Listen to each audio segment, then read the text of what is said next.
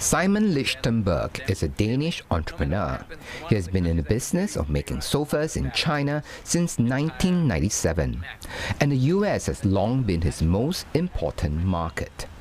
Europe, you have Holland, France, Belgium, they have different tastes and preferences. So in the US, it's much more uniform, and the customers are much bigger. So you can do a lot of volume with one customer, which you cannot do in other markets. The first Trump administration slapped the first set of tariffs on Chinese-made imports to the US as early as 2018. Since then, Simon has been making plans to deal with tariffs as high as 60%. For them to go way over that came as a complete surprise. More than half of our production is made in China for the US. Oh, I would say was. And that production has come to a complete halt. The contrast is clear in Simon's factory in Jiaxing in Zhejiang province, about 2 hours' drive from Shanghai. While some floors catering to the European and Asian markets are a hive of activity, those floors catering to the American market are ghostly silent. Furniture and bedding is third among exports that China ships to the United States. That's behind electricals and mechanical parts and appliances. As production lines making those products shut down, layoffs are certainly on the cards. The question is, to what extent? Some watchers say, as an employer in China, the manufacturing of goods is no longer as dominant as it used to be. Services actually make up 60% of China's employment nowadays. So manufacturing is important, but manufacturing is not that important compared with like 10, 20 years ago.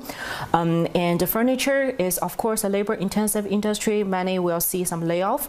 China's labor cost is going to rise anyway. China is facing higher US tariffs than many other countries. So in this situation, the labor-intensive industries exporting to the US, such as the furniture, is probably the best for them to consider relocation to ASEAN countries.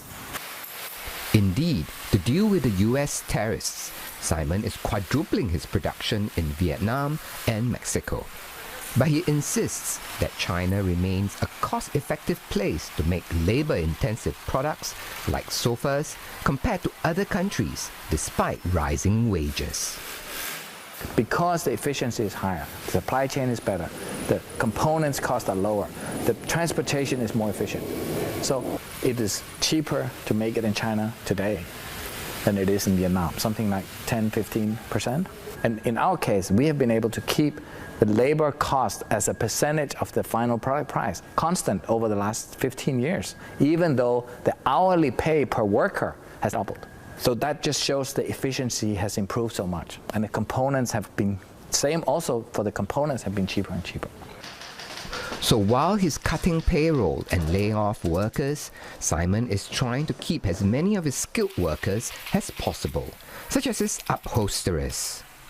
Like previous rounds of tariffs, prior to rolling out mitigating policies, authorities have reached out to entrepreneurs like Simon for data on the impact.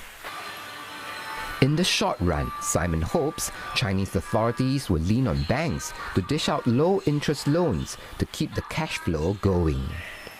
But in the long run, 5 years ago, when the Trump 1.0 added tariffs on China, we decided to diversify our sales, and we have done that with some success. This last year was a 30% up on non-US sales, and this year will probably be 50% up on last year.